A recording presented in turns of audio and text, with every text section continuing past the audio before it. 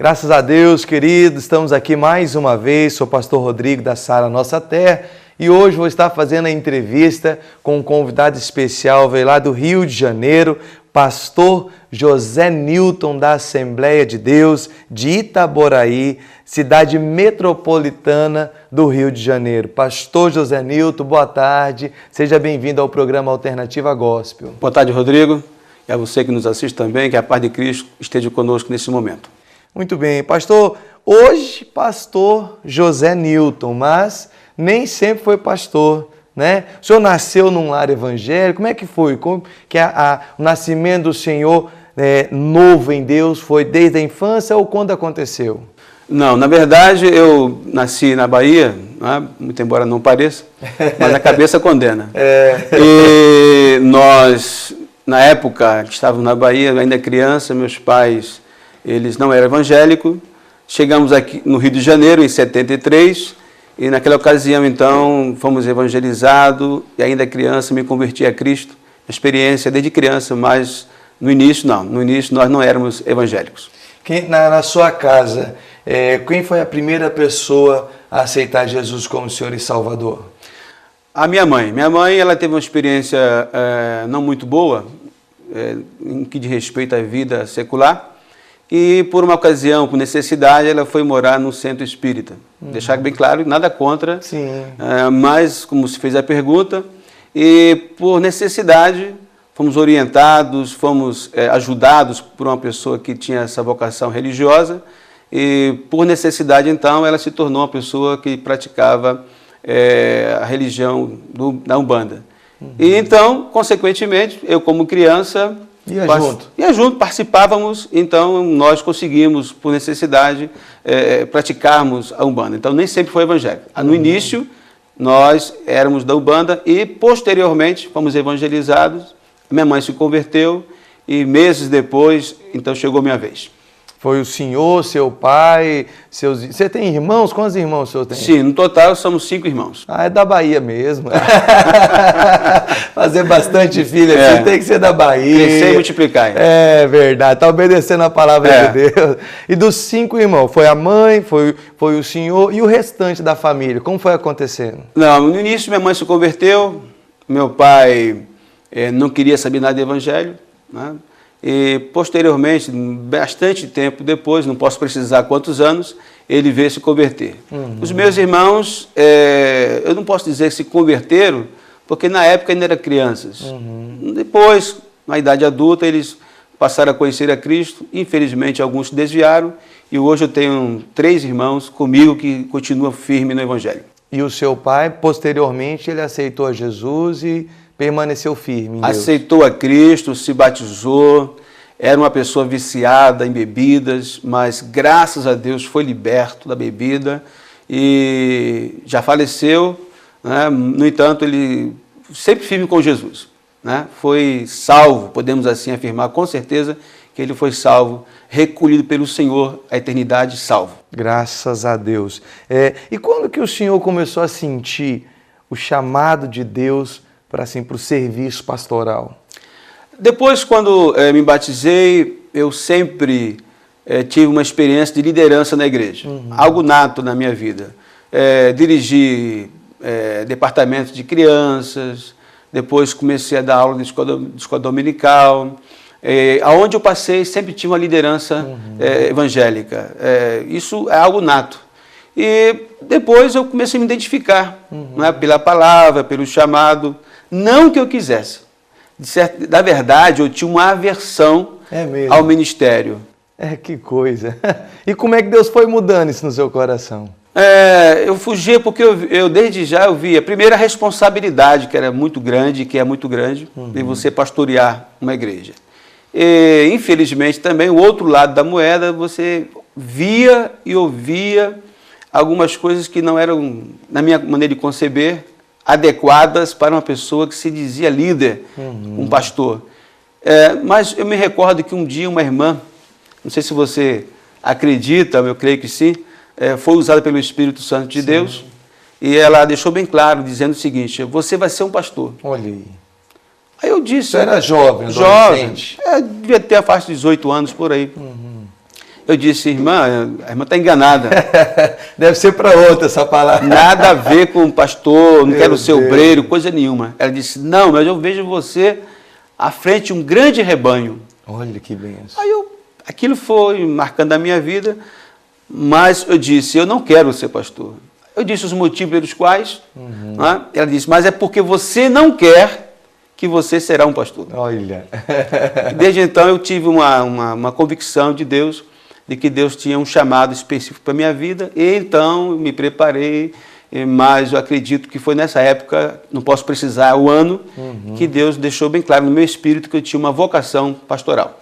Então, antes o senhor estava levando a vida normal, trabalhando, envolvido com a igreja, mas não como pastor, efetivamente. Não tinha vocação, não queria me envolver. Me lembro uma época que um amigo nosso, que foi meu líder, ele me falou o seguinte, rapaz, você aqui na congregação, que era uma igreja menor, você participa de atividades com jovens, você tem chamada de Deus, e você precisa ir ao templo sede para o pastor, então o pastor Gesiel Gomes, da Assembleia de Deus, daí governador, te conhecer, te ver, porque você tem vocação.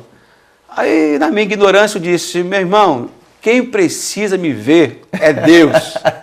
É Deus. Claro que hoje eu entendo que o homem, Deus usa os homens para nos escolher. Isso. E então eu passei a ir à igreja, participar. Foi assim uma carreira assim, muito rápida, da parte ministerial. Passei um ano como diácono, porque a Assembleia de Deus ela tem uma escadinha hierárquica. Para ir subindo exatamente, pouco a pouco. Não é como a Sara Nossa Terra, não. Na Sara Nossa Terra também vai devagar. É? Demora. Então eu fui participar do evento da igreja, nos cultos, e um pastor uma vez, eu fui interessante, que os pastores, quando indicava alguém para o ministério, seja o diaconato, o presbitério, ele sempre fazia uma entrevista, né, de forma antecipada. E ninguém me chamou para falar sobre isso. Ninguém me chamou. Eu, na época, eu ouvi a voz do Espírito Santo. Meu pai. Ele disse assim, esta noite tu serás separado do diaconato. Aí eu vi aquilo ali e falei, não é possível, isso é coisa da minha mente. Então, o que eu fiz? Botei um terno, só tinha aquele terno abençoado. Família muito pobre, nunca não tinha... É o terno de festa, casamento, velório e culto especial. Só aquele. Aí eu botei o terno, a minha esposa perguntou, para que esse terno hoje?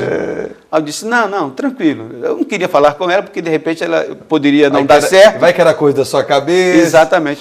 E eu fui para a sede, mas ninguém tinha me dito nada a respeito disso. Foram feitas chamadas, fulano de tal, da congregação tal, aí chegou a minha vez.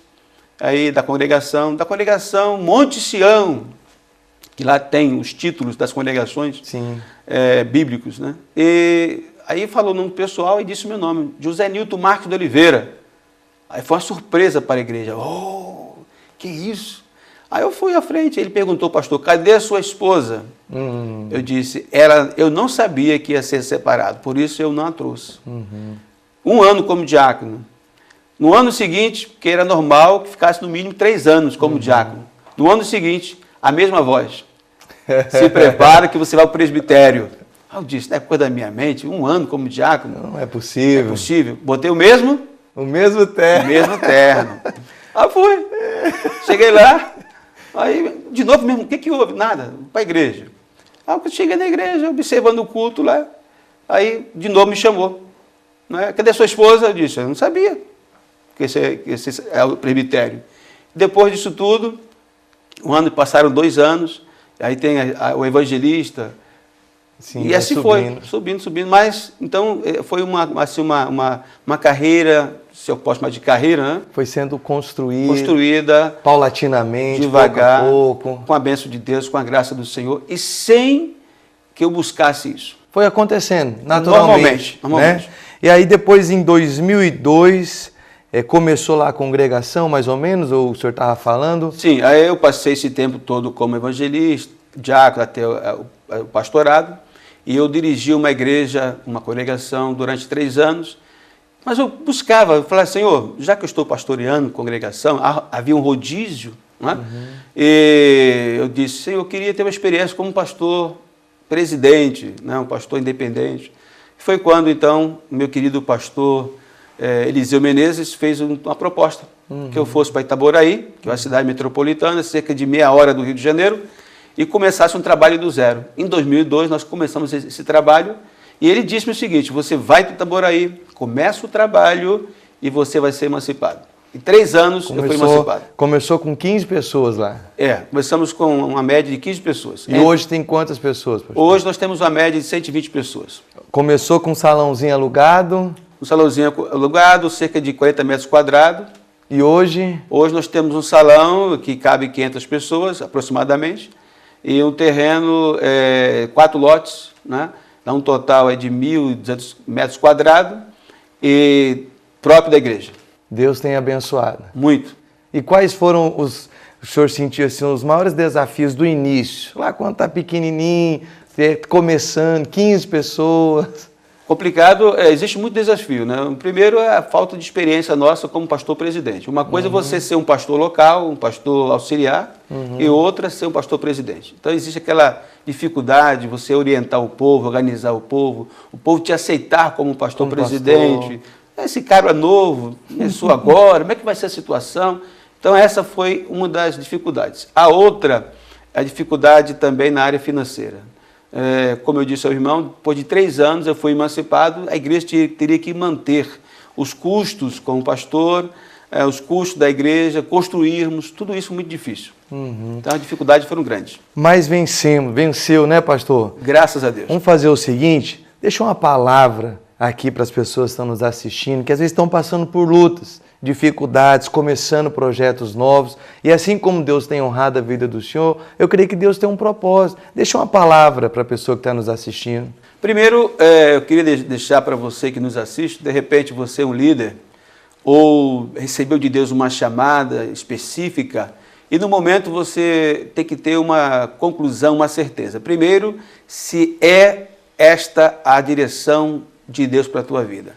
Não pense em fazer nada fora da direção de Deus. Se você estiver na direção de Deus, com certeza Deus irá cumprir na tua vida as promessas que te fez. Mas é necessário que você tenha convicção. Deus está nesse negócio. Senão, não vá adiante que o barco vai afundar.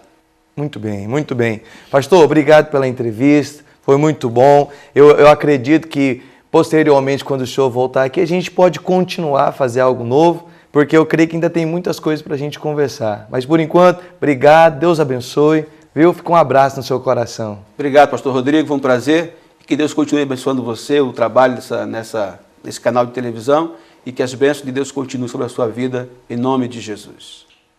Muito bem, queridos, chegamos ao final de mais uma entrevista. Eu tenho certeza que essa história gerou uma fé no seu coração, de ver que quando Deus tem um chamado para você, Ele vai cumprir. Mesmo que às vezes haja uma resistência no seu coração, o chamado de Deus é maior. Olha, guarde essa palavra, guarde essa entrevista. Eu tenho certeza que Deus tem um projeto para você. Fique na paz do nosso Senhor Jesus e até o nosso próximo programa.